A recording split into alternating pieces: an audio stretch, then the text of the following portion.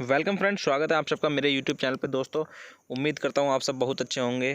दोस्तों, वसंतकालीन का जो गन्ना बुवाई है, फरवरी मार्च में जो किसानों ने गन्ना बोया है, उसका सिंचाई का वक्त हो चुका है। प्रथम सिंचाई हमारी लगभग सभी की होने वाली है, कुछ किसान मित्रों की हो भी गई है। तो जिन किसान मित्रों ने अभी तक सिंचाई नहीं की है, वो सिंचाई का तरीका भी है मैं आपको इस वीडियो में बताने वाला हूँ। साथ ही इस वक्त जो हमारे खेतों में खरपतवार हो जाते हैं, उन सबको नष्ट करने की दवाई भी मैं इस वीडियो में बताने वाला हूँ। तो चलिए जुड़े रहिए मेरे साथ और वीडियो को लास्ट तक देखते रहिए।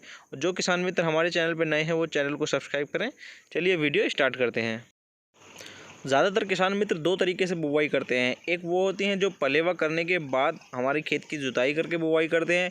दूसरे किसान मित्र वो होते हैं जो जुताई करने के बाद बुवाई करते हैं और उसके बाद उसको खेत को हमारे पानी देते हैं। तो दोनों तरह के किसान मित्र हमारे इस चीज़ को समझ लें, उनको सिंचाई कब और कैसे करनी है। जब हमारी बुवाई के बाद खेत का जर्मिनेशन होना शुरू होता है, तो लगभग 20 से 25 दिन बाद, या किसी के खेत में ज़्यादा भी लग सकता है या पहले भी, जब हमारा 30% खेत का जर्मिनेशन हो जाए, तब हमें पहली सिंचाई कर देनी चाहिए।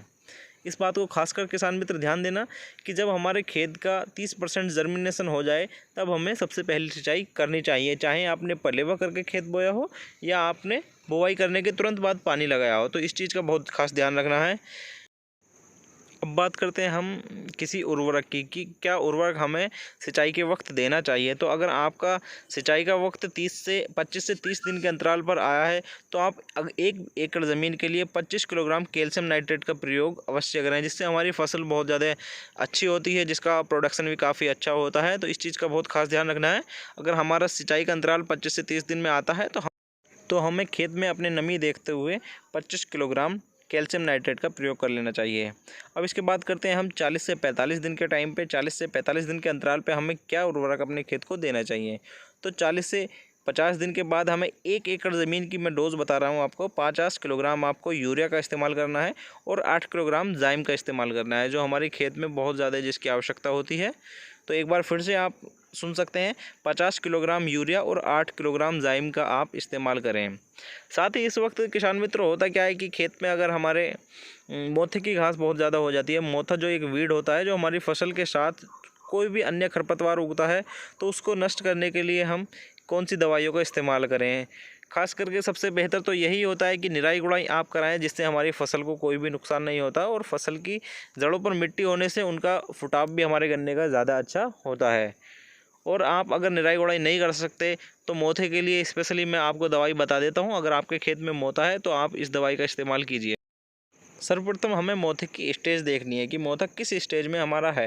मोथे में अगर हमारे फूल आ गया है, तो आप किसी भी दवाई का इस्तेमाल नहीं करें, क्योंकि उस वक्त मोथा परिपक्व अवस्था में होता है और उस पर कोई भी दवाई काम नहीं करती है। उस वक्त सिर्फ आप उसकी निराई गुड़ाई करा के ही उसे खेत से ख़त्म कर सकते हैं। इससे पहले अगर मोथे में हमारे 3 से 6 पत्ती हो जाएँ, आपको ध्यान देना है कि खेत में हमारे मोथा हो गया, मोथे में 3 से 6 पत्ती आ गई हैं, तो आप 36 ग्राम सैंप्रा और 3 बूस्टर के पैकेट को एक साथ ला, जो बूस्टर है हमारा वो सैंप्रा के साथ ही आता है, इनको 150 लीटर पानी में मिलाकर स्प्रे करें। स्प्रे बहुत सावधानी से करें, इसका बहुत ज़्यादा आपको ध्यान रखना है कि किसी भी तरह की लापरवाही आप न बरतें। स्प्रे के समय एक चीज़ का और ध्यान रखना है, जो हमारा स्प्रे मशीन होती है, जो उसमें हम नोज़ल यूज़ करते हैं, उसमें सिर्फ कट नोज़ल का ही प्रयोग करना है।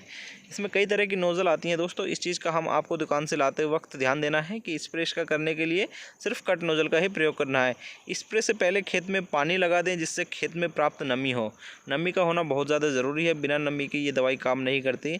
स्प्रे के 7 दिन के बाद खेत में दोबारा पानी लगाना बहुत ज़्यादा ज़रूरी है।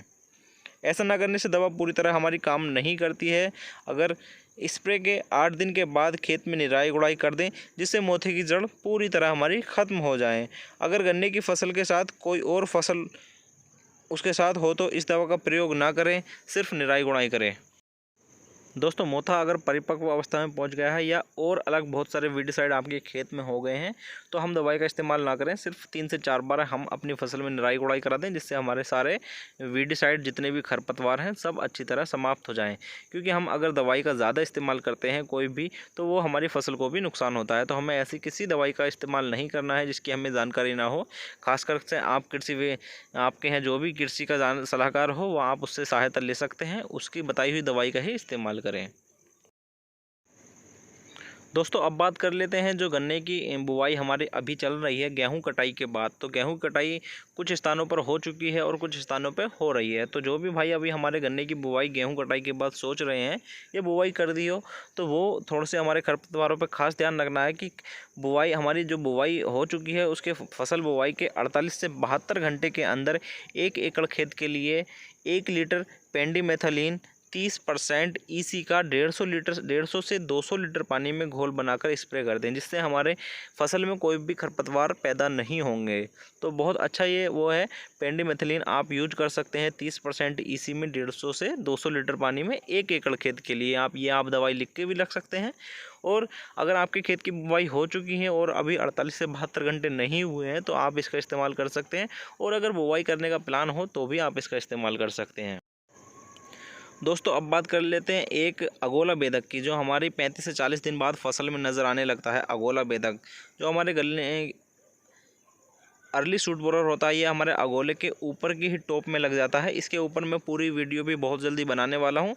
तो जिन भाइयों की फसल को हमारा इतना वक्त हो गया है वो 30 से 35 दिन के अंदर करटाप का इस्तेमाल कर सकते हैं। करटाप हाइड्रोक्लोराइड 4G 8 से 10 किलोग्राम 25 किलोग्राम उर्वरक या मिट्टी में मिलाकर खेत में डाल सकते हैं। यदि ज़रूरी हो तो 55 से 60 दिन की फसल पर हम दोबारा भी इसका प्रयोग कर सकते हैं। यह कीटनाशक कीड़ों की सभी अवस्थाओं जैसे अंडे, सूढ़ी, पतंगे सभी तक को नष्ट कर देता है। तो जिन भाइयों का अगर ये खेत में अगर आपको अगोला बेधक अर्ली शूट बोरर के कुछ निशान दिखाई देने लगे हैं तो आप इसका और इस्तेमाल कर सकते हैं। खासकर इस पर मैं एक अगली वीडियो बहुत जल्दी बनाने वाला हूँ कि कैसे हम इसका कंट्रोल करें। दोस्तों उम्मीद करता हूँ आपको ये वीडियो बहुत पसंद आई है। वीडियो अगर पसंद आई है तो एक लाइक कर दिए और अपने किसान मित्रों के साथ शेयर कर दीजिए। इसी तरीके से गन्ने से संबंधित जानकारी मैं आपके लिए लाता रहता हूँ, और आपको किस टॉपिक पे वीडियो चाहिए वो आप मुझे कमेंट करके बता सकते हैं। तब तक के लिए धन्यवाद दोस्तों।